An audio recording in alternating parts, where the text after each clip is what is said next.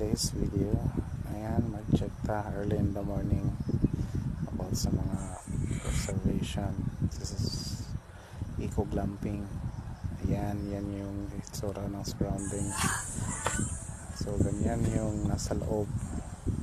And sa Jen nag-set up for upcoming guests. Ito naman yung sa loob sa dome. Maganda siya. Ayan, tingnan nyo, may chairs, bed, aircon, saka king size bed with own toilets. Si Erwin. Limpyo.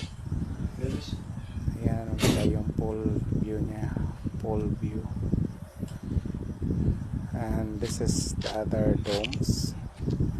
Para si Bong leaking ang tubig. Ka-repair. Ayun na, para maayun na ang sila po si Arnel repair po sa cabinet sa among storage area. Una si Arnel. As you see, muna trabaho everyday, checking guide, yung say